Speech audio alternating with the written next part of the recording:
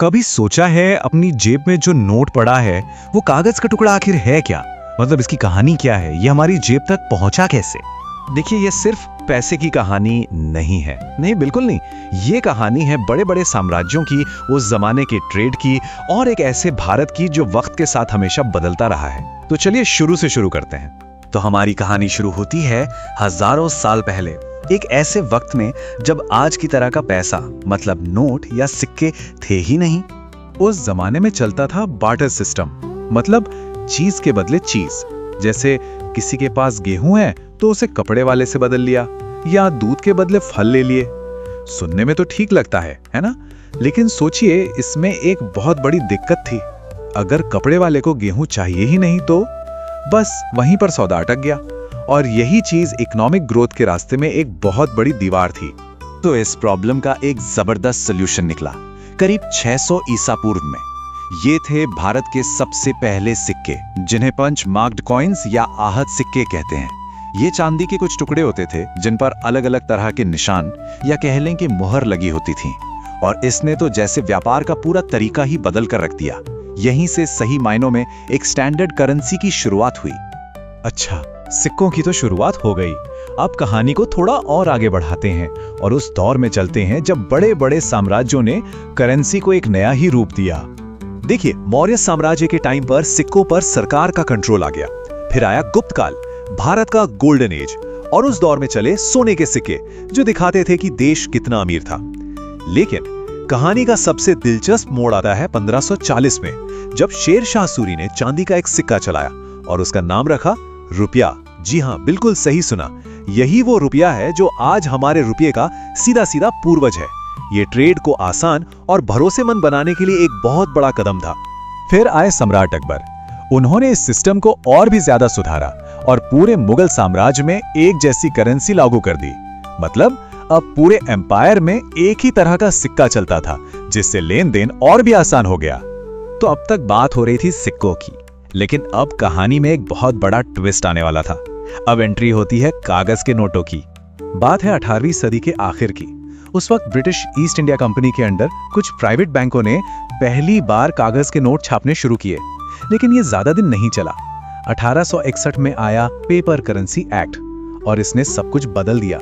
अब नोट छापने का एक्सक्लूसिव राइट सिर्फ और सिर्फ सरकार के पास था, यानी पूरा कंट्रोल अब सेंट्रलाइज्ड हो चुका था। चलिए अब कहानी को सीधा ले चलते हैं आजादी के बाद के भारत में, वो दौर जब हमारे अपने भारतीय रुपए ने एक नई पहचान गढ़ी। हाँ, तो आजादी से थोड़ा पहले साल 1935 में भारतीय रिजर्व बैंक यानी कि आरबीआई की स्थापना हुई।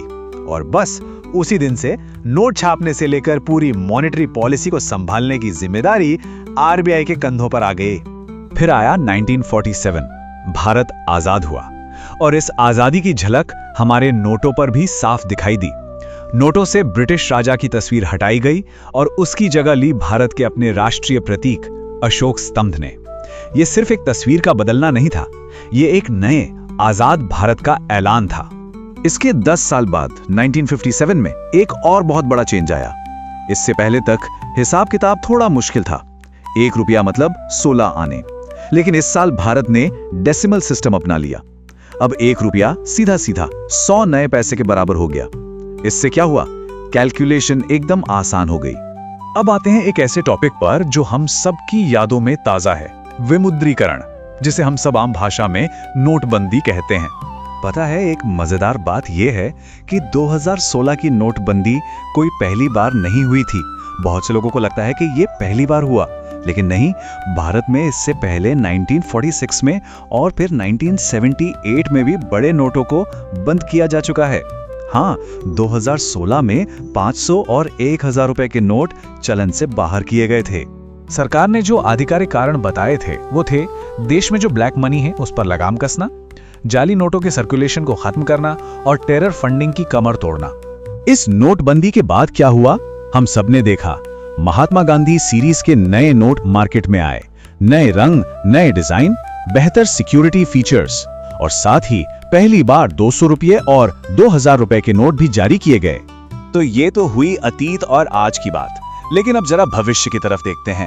भारत की करेंसी का फ्यूचर कैसा होने वाला है? आज के भारत में पेमेंट करने का तरीका मतलब कितनी तेजी से बदल रहा है। एक तरफ जहां कैश का इस्तेमाल कम हो रहा है, वहीं दूसरी तरफ यूपीआई ने तो जैसे क्रांति ही ला दी है। ये सच में एक बहुत बड़ा शिफ्ट है। और रुकिए, कहानी अभी खत्म नहीं हुई है। आरबीआई अब एक और कदम आगे जा रहा है। वो डिजिटल रुपए पर काम कर रहा है। ये क्या है? ये होगी एक सेंट्रल बैंक डिजिटल करेंसी यानी सीबीडीसी। और ये हमारे पैसे को इस्तेमाल करने के पूरे तरीके को शायद हमेशा के लिए बदल दे। तो इस पूरे सफर से हम क्या सीखते हैं? यही कि बार्टर सिस्टम से लेकर डिजिटल पेमेंट्स तक भारतीय करेंसी ने हर दौर में वक्त के साथ खुद को ढाला है। और यही अडेप्ट करने की, बदलने की जो क्षमता है, वही इसकी सबसे बड़ी ताकत है। और ये पूरी कहानी हमें एक बहुत ही दिलचस्प सवाल पर लाकर छोड़ देती है कि जो नोट आज हमारी जेब की शान है, क्या वो आने वाले कल में सिर्फ म्यूजियम में देखने की चीज बनकर रह जाएगा? सोचिएगा जरूर इस बारे में।